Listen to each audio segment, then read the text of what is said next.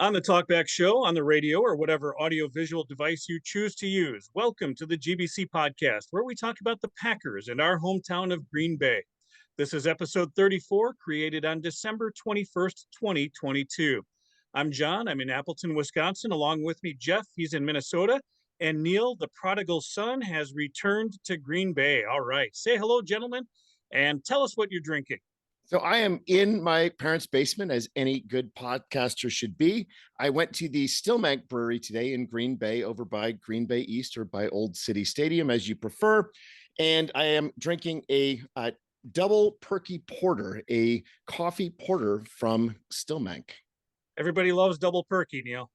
Everybody loves perky. So I thought I would go into the cellar tonight, being that it's near the holidays. We're celebrating a win, spending the pre-holidays with my good friends here. So I'm going with the Johnny Walker Blue tonight. Ooh, hanging out with Merry your friend Christmas, Johnny. gentlemen. All right.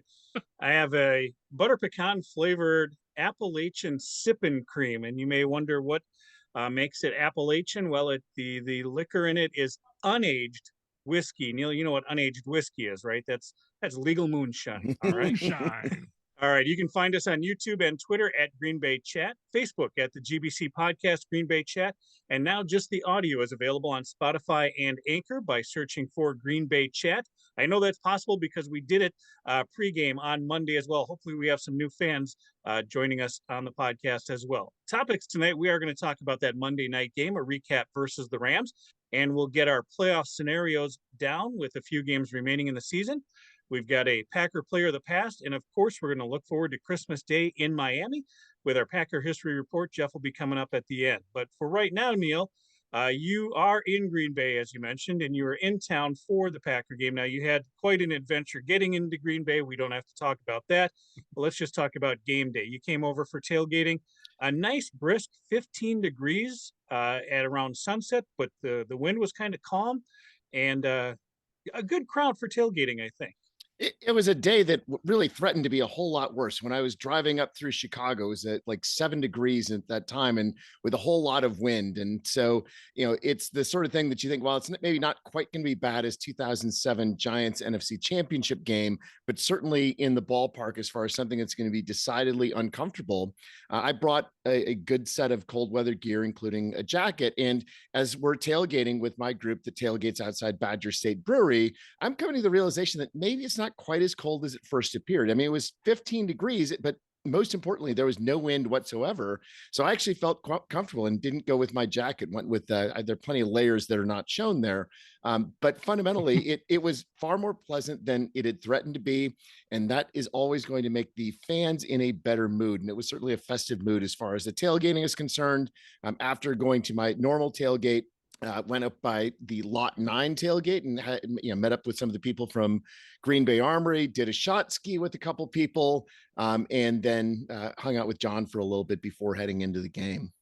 Well, now your brother was there too, and you should get him here for a comment, Neil, because surprisingly, after sunset, the temperature not only maintained, but it increased during game time. It had to warm up so it could snow. We got a little bit of snow as the fourth quarter came around. So during the pregame, during tailgating, had an interesting thing. So NFL Network had a couple of cameras coming through, and they came by our tailgate, and they got the crew doing a "Go Pack Go" chant and things like that. And then they asked if we would do a shot ski. So they went around behind the bar to do a shot ski. Well, I've got, as you can see in the picture there with Neil, I've got my ski mask on, so you can only see part of my face, and the red hat, right? And so we're doing the shot ski with part of our regular crew there with Scott and AJ that had jumped in, and ended up on NFL Network, both the "Go Pack Go" chant and then the shot ski. And shortly after doing that shot ski, I get a text message from a friend that we grew up with, Sue, in Green Bay, that we went to high school with, and she says, "Are you wearing a number 44 jersey doing a shot ski?" I said yes and yes. And she said, she was in St. Louis. She says, "I'm in St. Louis for work, and we're at happy hour, and I saw you on TV on NFL Network," and I screamed, "I know that guy." And it's amazing how she was able to just spot me like that. And like, it's not only part of it because my face is mostly covered there, and you couldn't hear me talking. You guys know how unique my voice is, that you can recognize me that way. But What a fun text message and just a fun moment, and all things aligning that night. It was just a wonderful night. We had a good crowd. Lots of people came through from all points beyond. My favorite guy of the night, though, was a Dallas Cowboys fan who showed up wearing a Cleveland Browns Baker Mayfield jersey. He was all in against the Packers on Monday night. And I was okay with I was okay with that. If Dallas Cowboy fan wearing something other than Dallas Cowboys gear, I'm all in for that too. There were not a lot of Rams fans there overall. It was a very sparse Rams crowd. The cold weather, the team sucking ass this year, certainly not contributing to their wanting to travel, though you would imagine that some of them made plans at the beginning of the season to travel to Green Bay and must have canceled. So, well, I feel like there were a lot of no-shows. Tickets were really cheap. Secondary market. There were a lot of $35, $38, $39 tickets in the bowl available. I didn't check the club seats, but I think they were still face value. There were some under face value, like even $100 for club seats, the outdoor club. So yeah, there was a lot of people trying to resell and even giving away tickets. Now, once you were inside, I think we did see some empty seats up in the the nosebleed, the 700 section. But I think the thing about that bowl, Neil, is we only have 17 inches of space on those aluminums. So when people don't show, we get to spread out, but it still looks full. Yeah, that was exactly the experience in my section, is that clearly there were several within the row that I'm in. There were several people that didn't show up. So we just moved over and it didn't look like it was empty at all because finally we have some space to deal with in the stadium. You didn't have to spill over into the stairs either, right? Yeah, no, from my seat, yes, I usually keep one cheek in the aisle just so that we've got enough space. So did not need to do that today. Although to be fair, I was standing for most of the game, which was a good sign as well as far as how we did and how the crowd was into it. It was maybe not a completely full crowd. It was a crowd that was definitely into the game. So as we talk about our social media, we do use Twitter, Instagram, TikTok, Snapchat to get things out. And we like to get things out on game day. Neil, you did a great job getting content out there. I was a little too busy to get my content out, but you've become an internet star here with your Instagram reel that's out there. We didn't even put that on TikTok even. That's all Instagram. John, you still got time to do it. So it's a chance that certainly I'd like to see showing up and being used more globally as far as the Packers game. Every time the Packers get a first down, they announce it over the PA system. And once they're done with that, we go 1, 2, 3, move those chains, move those chains, move those chains. Huh. And so we had is key. Yes. We had fairly solid number of people in section 103 doing it by the end of the game. And so we've got a Facebook, we've got a reel on Instagram that shows the number of people participating in the fourth quarter. Jeff, did the crowd come over? I thought the crowd made pretty good noise, especially on defense. Jeff, did that come over on TV? It did, again, because it's a cold weather game. So you don't have, the crowd noise is muted. Certainly you don't have the clapping. You don't have, things like that. In terms of the, the crowd, I think it was good. They had a lot to cheer about, fortunately. And then actually, so I watched post game, which I don't always do either. But so when Scott Van Pelt comes on, then he interviews, Aikman and Buck, and they were just gushing about Lambeau Field, gushing again. So, it's like preaching to the choir for us, but again, it's nice on a national stage to get kind of that publicity and things like that out there so yeah, Scott Van Pelt was just basically like, well, what is it really like there? And yeah, so Buck and Aikman actually were reasonably articulate in terms of their description and their effusive praise of their surroundings. Other than saying Green Bay, as almost certainly Green Bay. Yeah.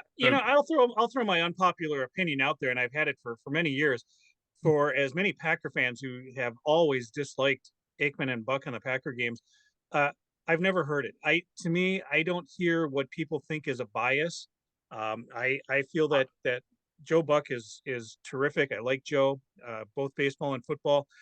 Troy, he doesn't do a lot as a color analyst, but I just don't see the negativity that I think a lot of other Packer fans see, and I feel that they, especially on the national broadcast, I think people just hear what they want to hear. It's funny you should mention that, because I was thinking during the game, And I don't know why. I was like, they're not pissing me off as much. Usually, I was like seriously thinking like maybe they've like, I don't know, maybe just the Monday night game or whatever. But seriously, like as I've been watching the Monday night games this year, they seem to have gotten better. I mean, like kind of grown into it and really, because before, Aikman always struck me as kind of like just talking to hear himself talk, right? And it was just like Buck, I think, calls a pretty good game for the most part. But over the course of this year, like I said, they're getting better. And I think that Aikman actually does bring more to the table now, perhaps than he ever has. So good. I did not participate on television. Obviously, I was at the game. The only thing I'll say is that I am very much not in the Aikman camp, and I'm also going to do the video editing, and this segment may not make it in. So nice. All right, Neil, enough of the pregame and leading up to the game. Let's talk about the game itself. You were in the bowl. I was there as well. Jeff watched it on TV, and I know you've got all those beautiful statistics to read. Well, I mean, the most important statistic was 24-12, as we've always noted. It was Aaron Rodgers' 9th straight win on Monday Night Football. That puts him 2 behind Ken Stabler's record of 11. Mason Crosby hit 255 consecutive games in his career, tying Brett Favre. We're happy. I think that's the most important thing. And all year, one of our recurring themes has been we can't play 4 quarters of football. We pretty much played 4 quarters of football against the Rams on Monday night. You just look at some of the big picture numbers, right? You got those move those chains, first downs. We beat the Rams 27-13 on first downs.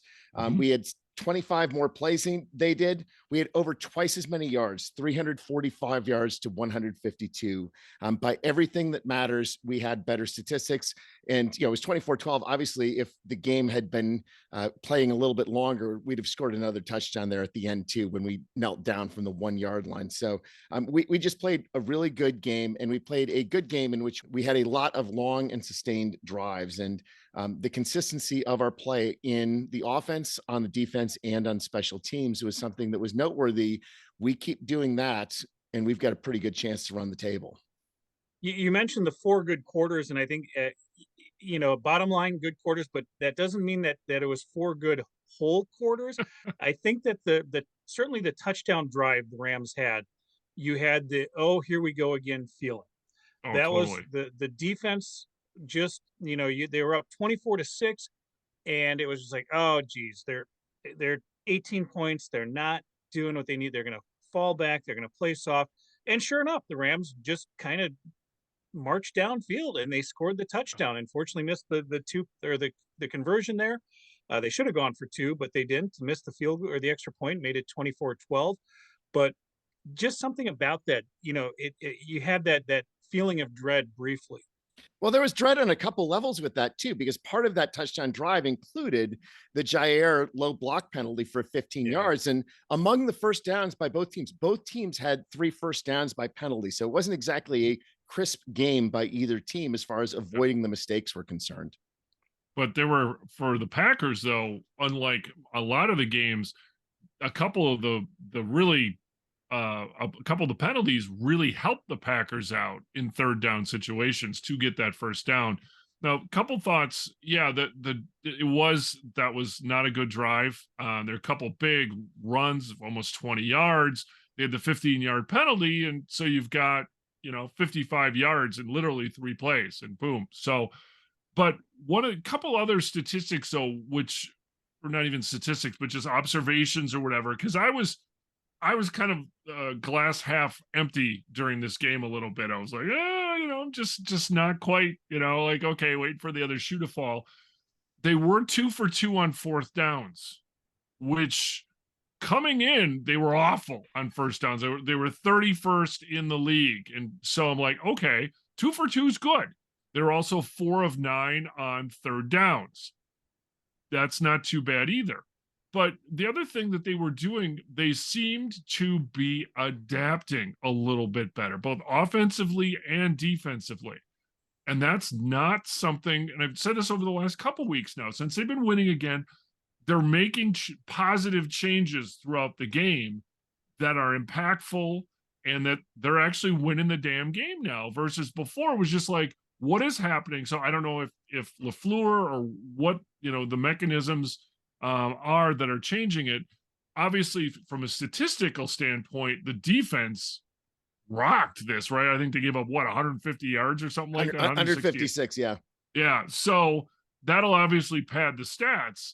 But one, I don't want to jinx it here. We've talked about offense. We've talked about defense. We haven't talked about the asshats. So dare I say, there's improvement. There still are asshats until they're not. But there were some improvements here. And the thing is, you get a 52-yard kick return, the one that doesn't have the penalty on it. Yeah, I was going to say the one that counted. And then you go ahead and shit the bed and punt it away too. But so to get every facet clicking on all cylinders needs to happen. But in a situation like that, though, they're still on the 50-yard line, whereas before they started on the 10, right? Yeah. Or, in some shitty field position, they go 3 and out, they kick the ball, and then so they, their opponent has the ball on, the 40 or almost midfield.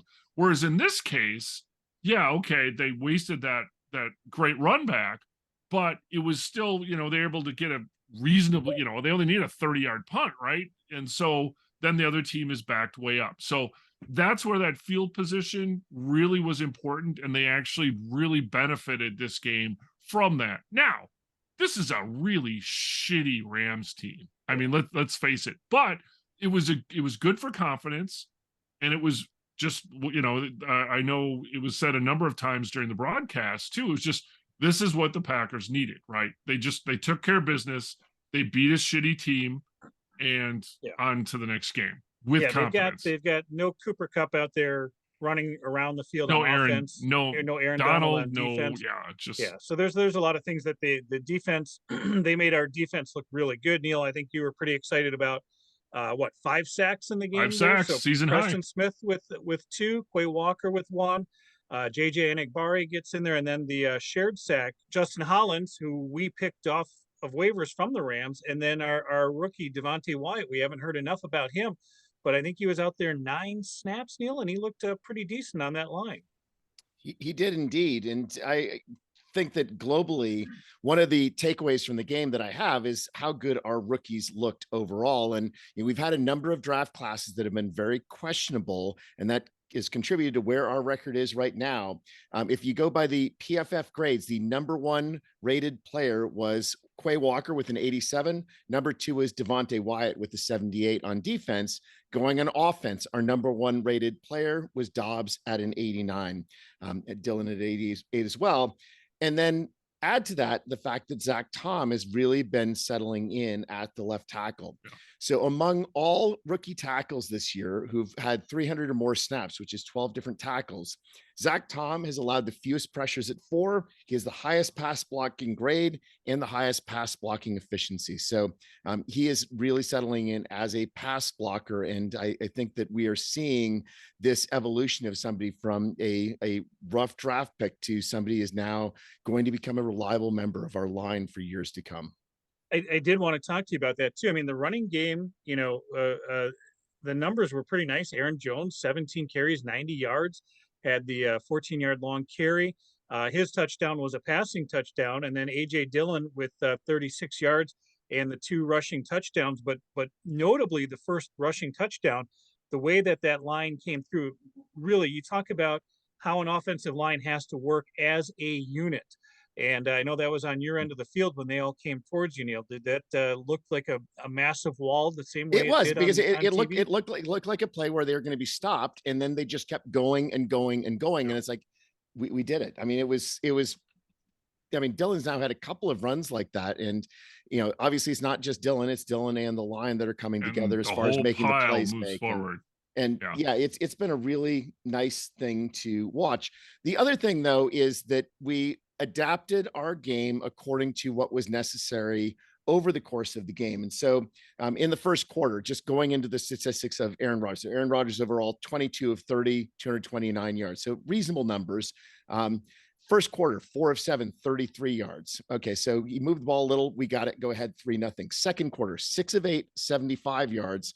We had 101 yards of total offense in the second quarter. The third quarter is where we really made the leap. We were up 10-6 at halftime. We scored 2 touchdowns in the third quarter. And I think that is really getting into how we've got to have balance, but it's not going to be all one or half of one and half of the other. And in the third quarter, it was Aaron Rodgers in the passing game. Aaron Rodgers was 8 of 9 for 78 yards and a touchdown in that third quarter. We only had 11 yards rushing in that third quarter.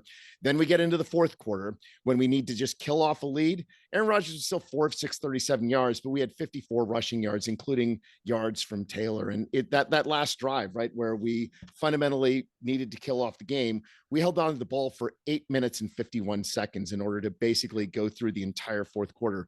We were able to adapt to the time of the game, and that was central as far as us being able to have a complete victory that never really had us in doubt, other than that one time when the Rams came back for the touchdown. The other name we haven't mentioned here, unfortunately, is Christian Watson. Now, he had a couple impressive plays, and if he would have been paying attention, he probably would have had another touchdown because that play on the goal line, he was not on the same page. But one of the things about Watson, though, and we talked about this last week with our player of the past with Billy Houghton. The downside to Houghton, the reason that Lombardi didn't keep him around is because he wouldn't block or didn't block downfield. And Watson what did blocked. we see Christian Watson do? Because we've been comparing Watson to Houghton, their rookie numbers. And to be that blocking wide receiver downfield, he showed that he's not afraid to get in there and mix it up. The other thing, Neil, with all the statistics that you threw out there, one of my favorite statistics on the passing game was 8 different receivers. And of all the 22 completions, 7 of them going to the running backs, to Jones and Dillon, and just spreading the ball around, and Aaron Jones getting the touchdown pass. Like Jeff said, I think Christian Watson probably could have had one. Probably another chance for him to get one there on a tough juke move, but they really tried. You could tell in that last series they really tried to get him in the end zone. Well, and what I mentioned this last week too, what I'm seeing now, and when they're doing the replays and things like that, Watson is demanding attention, right? Yeah. He is pulling people away. So that's why. So then Dobbs was underneath. Well, that's why. Yeah, right. Dobbs had a great game because right. But that's the key to success going forward, I think, is that, Mercedes Lewis caught that one pass, which was like, hey, but that's good. That really, if, I hope a couple years down the road, we're going, what an amazing 1-2 set of receivers here, right? I mean, Lazard's a nice compliment, but I mean, if Watson is going to pull and demand the number 1 cornerback, that leaves it open for Dobbs, and he can do, almost as much damage. So I hope we're set up for success. So the other thing about that is, you talked about the 8 different receivers, but we played a very consistent game as far as we just wanted to move the chains. We didn't go for the home run balls. We didn't have huge runs. It was just moving the ball consistently. Our 2 longest receptions were only 25 and 23 yards. Our longest run was only something like 14 yards. We were consistently moving that ball, getting it to whoever was open. We weren't going for hero ball. We weren't going for home runs. We knew that if we played our game, we were going to be able to beat them. I want to bring up one other statistic, though, talking about Dobbs and Watson being on the field at the same time. So there were 13 snaps in which Dobbs and Watson were both on the field. Prior to this game, they'd only been together on 52 snaps all year. So 13 snaps together. Rodgers was 7 of 7 on those snaps, and the Packers had 8 first downs. 13 snaps together, wow. 8 first downs. That's saying that they were able to, in combination, draw defenses in order to allow the team as a whole to make plays. I was going to say too, regarding, the fact that you pointed out that they kind of, let's say, played within themselves or whatever, but this is a new concept this year, right? I mean, we have not seen this. It's working, thank God. And it took a long time, because this is what we were expecting to see against the Giants, against the Jets, against the friggin' Lions, right? I mean, there's no reason why, if they just would have seemingly done what they're doing now, they would have had the victory. Why they weren't doing it then? My ball keeps hitting me in the face. That's what she said. Yeah, exactly. But we're seeing success now because they've kind of like seemed to have figured it out as a team that, yeah, things are different. We don't have instant offense. We don't have, but the defense, God, they're fast. They're good. So again, hope springs eternal here. Are they going to peak at the right time? We'll see. Well, I But think these they are. next couple I weeks think are they going to are. be damn interesting. We talked about those losses early in the season, and a lot of the teams that we faced were peaking. It almost felt like everybody brought their A game against Yeah. Green Bay this year, and Mhm. it hurt. It definitely hurt. The record shows it, and 6-8 now through 14 games.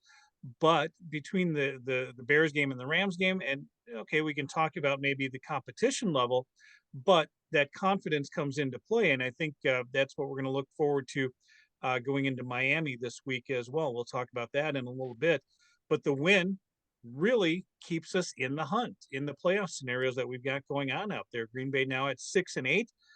They're the only 6-8 team in the wild card hunt. The other 6-8 team is a division leader. That NFC South, a little bit of a joke, right? Shitty. Shitty. Buccaneers at 6-8, everyone else at 5-9. But Neil, I think you've got some scenarios that we're looking at. The Packers are 6-8. The key is that we've got a conference record of 5-5 and a division record of 2-2.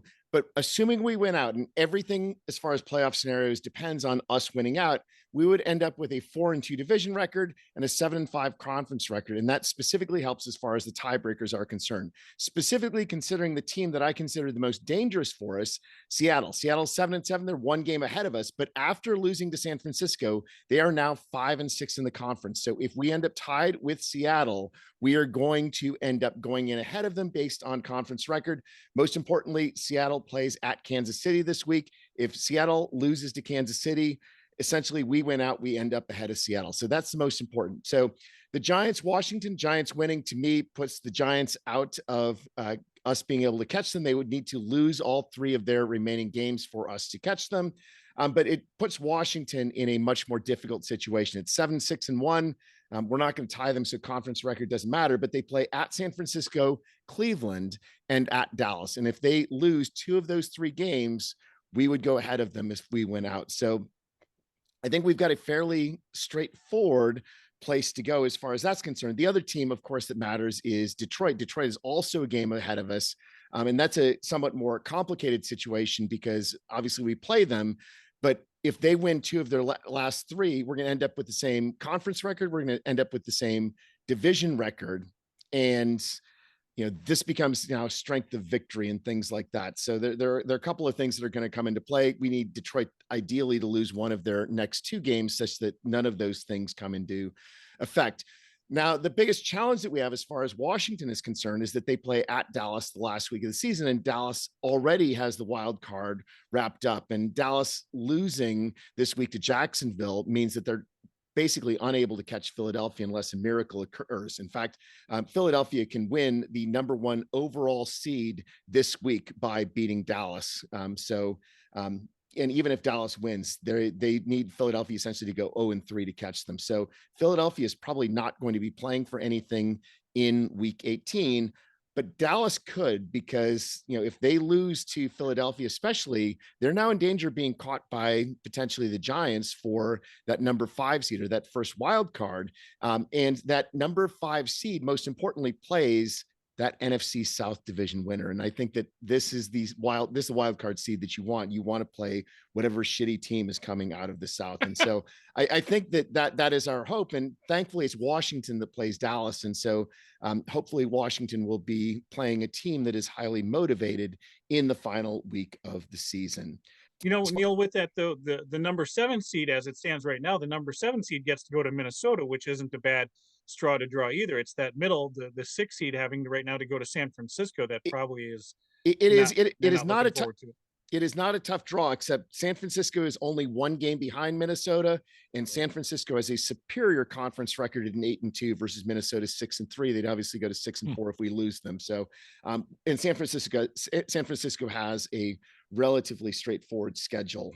Obviously, Washington is their one big game. They play at the Raiders and they play Arizona. So I think the odds are, if I were betting on this one, I would bet that San Francisco is going to end up the 2 seed. And, that's where we're looking to play. And while whatever happens, we make the playoffs. That's all that matters. And Go from there. We get to that point, and we're overdue to deliver some punishment to San Francisco after a whole series of crappy games we've had against them recently in the playoffs. Well, I like that we're able to talk playoff scenarios still through the 14 playoffs. games. Yeah, right. Playoffs. So we've got some hope springs eternal, as it were, and we will be taking a look at what we've got in store Christmas Day in Miami. Before that, though, I wanted to throw out a player of the past there, and we will talk about our Packer player of the past. So full disclosure here, we were going to go without a Packer player of the past because it's a short week for us. Just kind of things weren't working out. But just prior to the game on Monday, the Green Bay Packers announced the passing of Gary Knafelc. He died on Monday at the age of 90. And I felt I wanted to throw something together real quick, only because my mom's main comment on Gary Knafelc was he was a handsome man. And I think her mom, my grandmother, felt the same way. And Gary Knafelc is a guy who whether you know it or not, probably were somewhat familiar with Gary Knafelc if you went to a Green Bay Packers game anytime between 1964 and 2004, because after his playing career, he was for 40 years the Green Bay Packers public address announcer at Lambeau Field. And so the voice that you heard all those years came from Gary Knafelc. So before that, born and raised in Pueblo, Colorado, he played his college ball at the University of Colorado in Boulder. He was actually drafted in 1954 in the second round, 14th pick overall in the second round by the Chicago Cardinals. And here's where it gets weird. During that preseason, he ended up getting injured in one of those barnstorming games where you have the pros playing against the college all-stars, right? And that injury affected him to the point where he played one game with the Cardinals. And they quickly shipped him off to Green Bay. He was traded to Green Bay, where he came into town wearing jersey number 84, played wide receiver for the Green Bay Packers on those teams. And again, going back to last week, we talked about Billy Houghton and the great career that Houghton had. Well, the receiver on the other side of the line from Billy Houghton was Gary Knafelc. And Knafelc played wide receiver for 5 years. And then Vince Lombardi came to town. Not only did Lombardi get rid of Billy Houghton, but he had a sit down with Gary Knafelc and asked him, how big are you? And Knafelc at the time, he was 217 pounds, he said, but he lied and told Lombardi he was 220. And he was a big guy. I think he was 6'4". He was 6'4", 217. Those are some good numbers for in the 50s. And Lombardi said, well, you're going to play tight end for me. And I think that Knafelc's personality is one that he took very well, just like you hear from a lot of guys. Paul Hornung, especially Forrest Gregg, these guys that thrived on that discipline of Lombardi. And Gary said, okay, I'm playing tight end. And he played through the 1962 season in Green Bay as a tight end for the Lombardi Packers. He was on this championship teams of 61 and 62. Now, interestingly, in that 59 draft, Neil, you remember the name Boyd Dowler. He was the other, the jersey number 86 that Houghton wore was bequeathed to Boyd Dowler. So they had no shortage of good receivers on those Green Bay teams as well. Gary Knafelc then in the 1963 season, this is where it's interesting. He goes out to San Francisco, plays his last season there. And you know how, Jeff, you were talking about our West Coast barnstorming.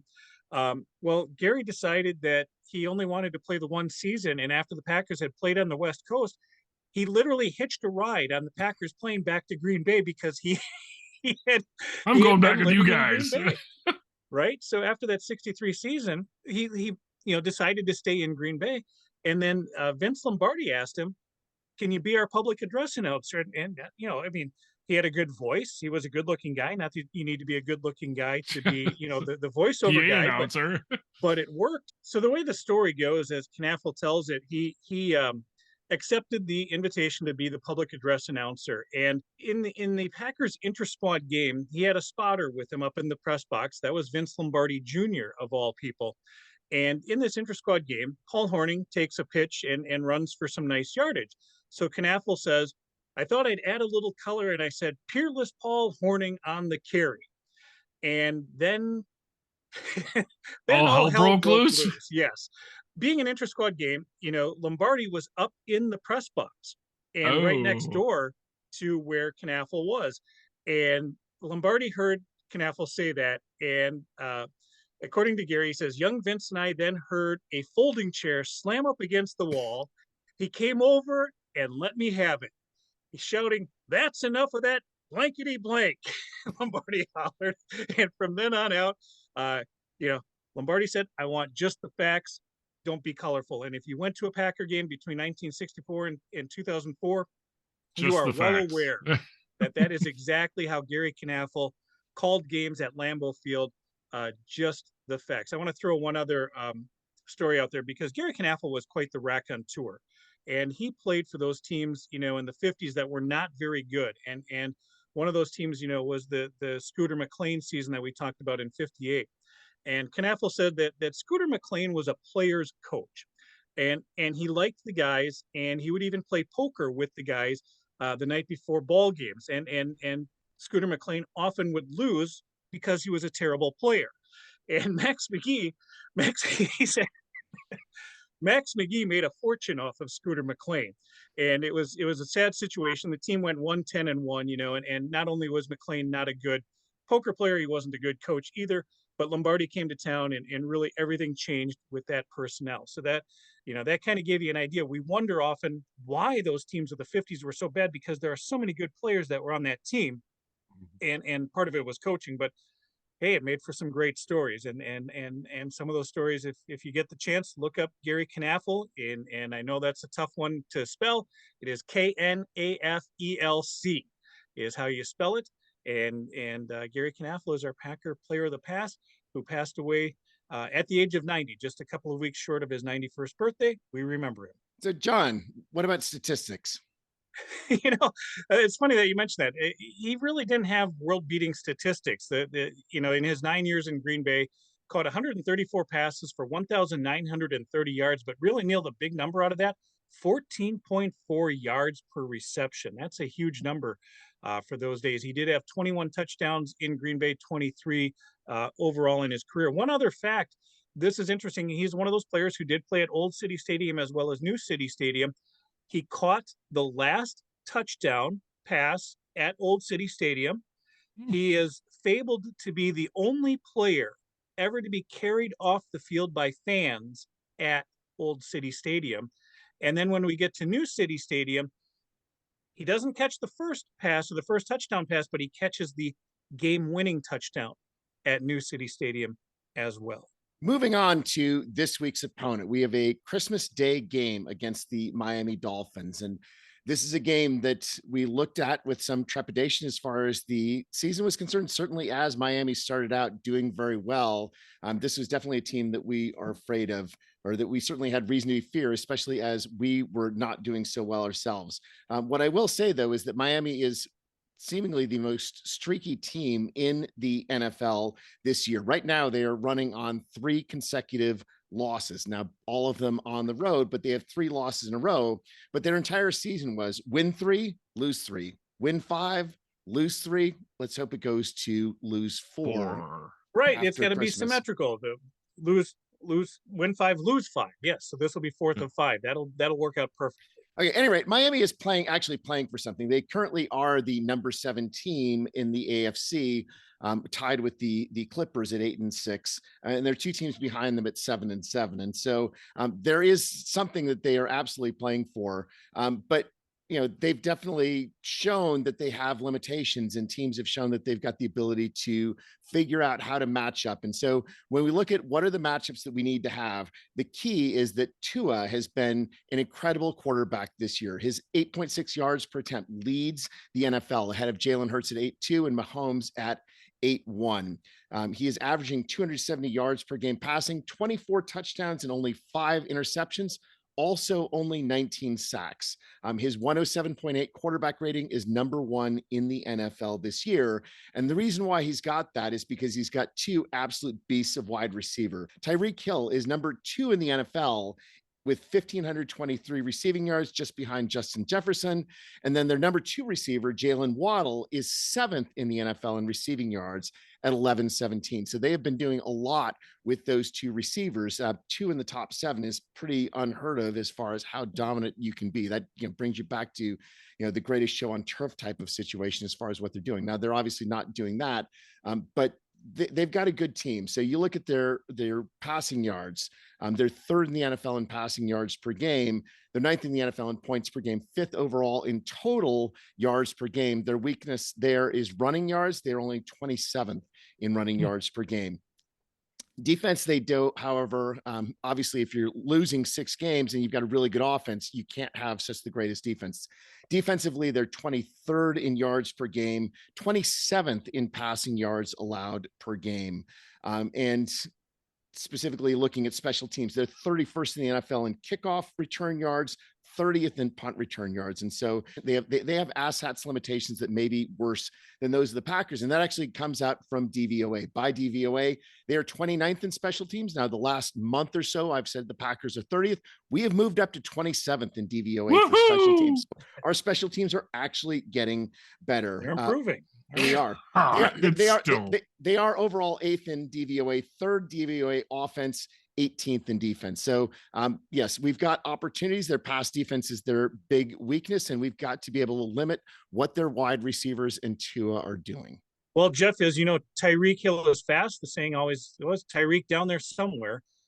We've got maybe some liability, with our safety play the way it has been.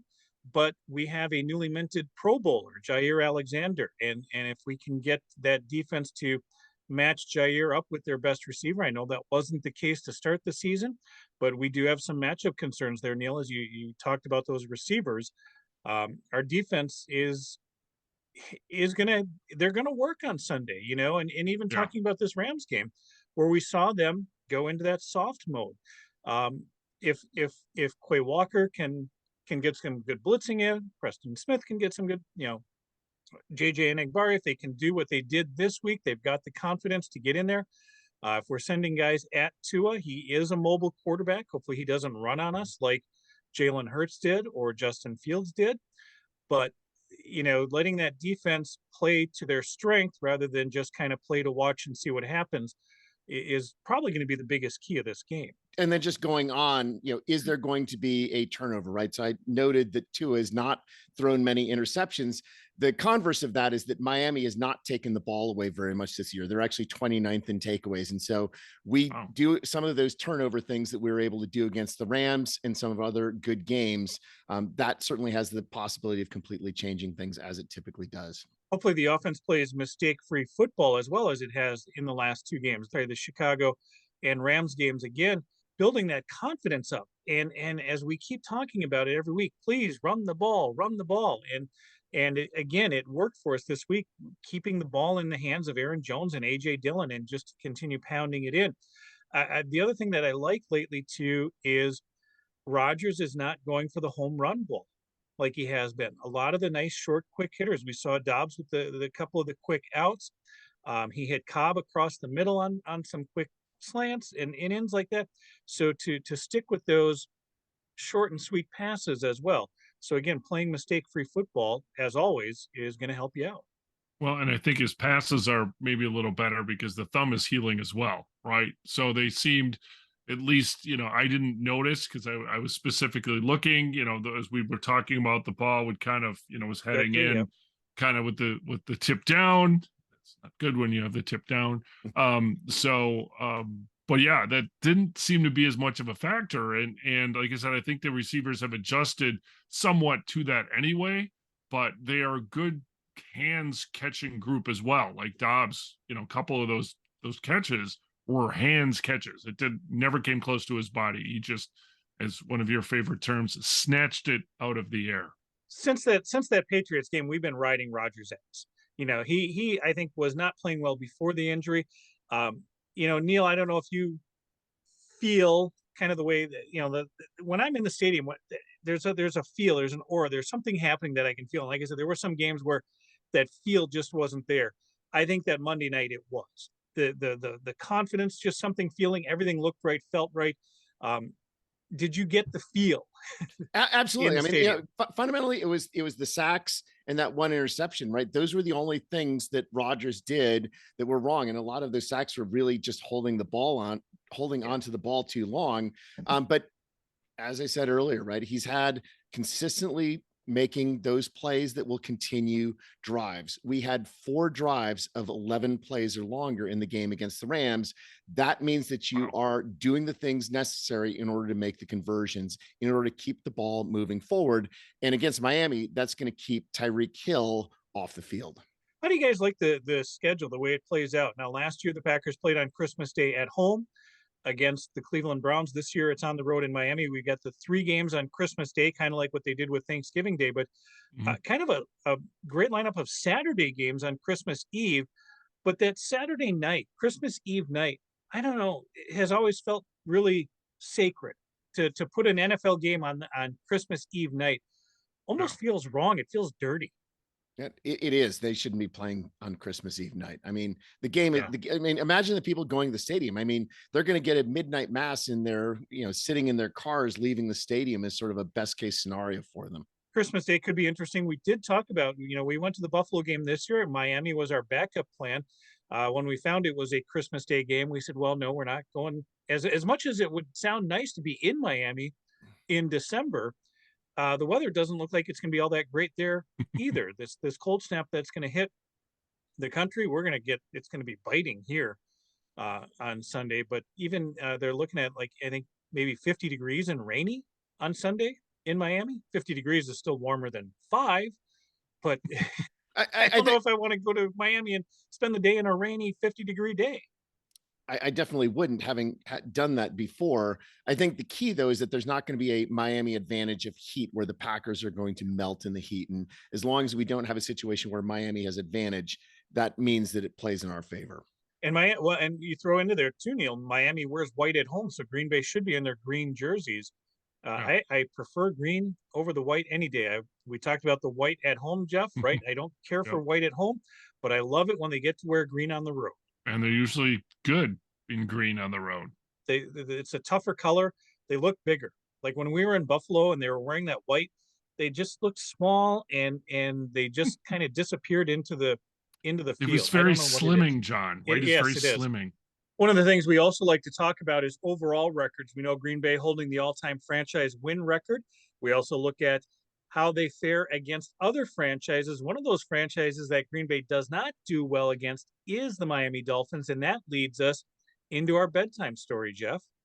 That's right. So since we are playing Miami, we haven't played them historically very much, but Miami famously, as you know, in the 1972 season was undefeated.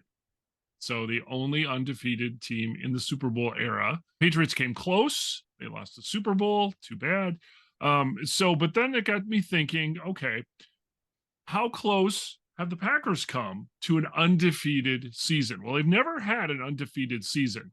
So the Packers on 4 occasions, 4 seasons, have had 1 loss or 1 tie. Okay, so in 1929, one of their best years ever, they were 12-0-1. They only had a tie. So it was the 11th game against the Frankfurt Yellow Jackets. So then in 1936, this was a bit of an anomaly, also a very good team. They were 10-1-1.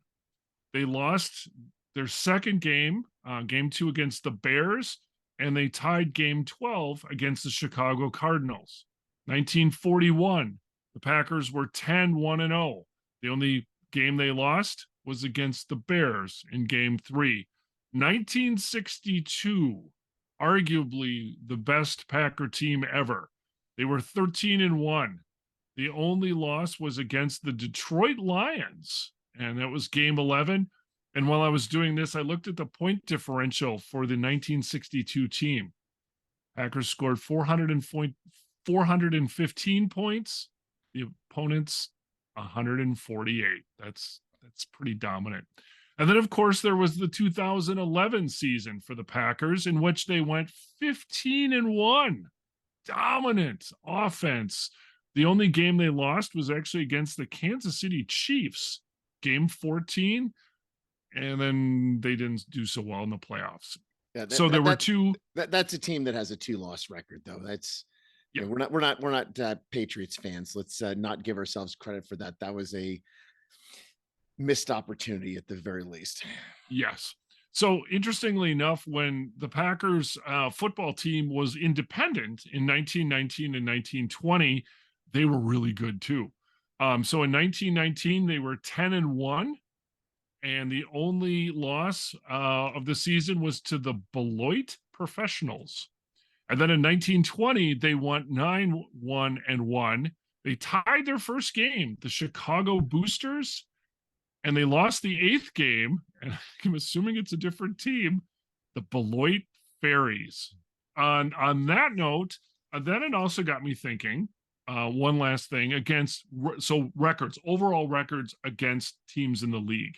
And because they're playing, the Dolphins, I'm like, okay, what's their record against the Dolphins? How have they done? So overall, the Packers only have an overall losing record through the Rams game of 6 teams. They are the Bills, in which they're 5-9. These are updated as of through the Rams game. The Colts, they're 20-23-1. The Chiefs, 4-8-1. The Dolphins, they're 5-10 against the Dolphins. Interestingly enough, they're 5-2 against the Dolphins since 1997. So those early years, it was pretty brutal. The Jets, they're 5-9. And the Titans, they're 6-8. So there's 2 franchises that they're tied overall records. The Bengals 7-7, and they even the record with the Patriots at 6-6. And finally, based on Monday night's win against the Rams, they move ahead of the Rams in their all-time head-to-head 47-46-2. And since 2004, they're now 9-2 against the Rams. Jeff, you mentioned that 1972 season and some interesting connections there. Neil, as you remember, 1972, a year that the Green Bay Packers made the playoffs. They lose in the first round to Washington 16-3. Washington eventually loses Super Bowl 7 to the Miami Dolphins, 14-7, the team that goes undefeated. But before Miami can get to that Super Bowl, they had to beat the Pittsburgh Steelers in the AFC Championship game 21-17. But the reason Pittsburgh's in that AFC Championship game is because of the Immaculate Reception that happened December 23rd, 1972. And we're celebrating the 50th anniversary of that. And with that, as we go into our final thoughts, mentioning that Franco Harris did pass away today. They announced that this morning. It's unfortunate because they had a lot of things planned really for the NFL. I mean, that is a huge, that is easily, we aren't old enough to say that we watched that game, but that is a highlight that has been around for our entire lives. It has been an incredible play. Franco Harris being the key part of that incredible play. And he has passed away today at the age of 72. Well, just sort of looking at it more broadly, right? The first dynasty that we knew as Packers fans of our age was those Pittsburgh Steelers teams of the late 70s. So, I mean, that's when we think about what are the dominant teams for me from my youth that I remember, it was the Steelers and then the Raiders. And the Raiders, had the Super Bowl 11. That to me is the greatest non-Packers Super Bowl ever. I was a enormous Raiders fan during that time, but that was essentially interrupting a whole series of 4 Super Bowl victories for the Pittsburgh Steelers. And certainly, we knew Franco Harris was well known, somebody that we respected as a great player. As people from Northeastern Wisconsin, Rocky Blyer being his benchmate at running back, Rocky Blyer being from Appleton, Wisconsin. They've got a street named after him here now too. Rocky Blyer, that is. And his high school at Xavier High School, they have Rocky Blyer Field. So some nice things for Rocky Blyer. Going back to that 1972 season, so the Packers were 10-4. Their rookie running back was John Brockington. And this week, Aaron Jones passed John Brockington for number 3 on the all-time rushing yards for the Packers. So a good throwback to a running back who, certainly we saw a little bit at the end of his career, but there was a lot of very happy memories for 70s Packers fans who did not have a lot of happy memories. And John Brockington was one of those standouts from those early to mid 70s teams. All right. Lots of nice little connections that we tied all together in a nice, pretty bow. to say Merry Christmas. Any final thoughts from you around the horn, Jeff?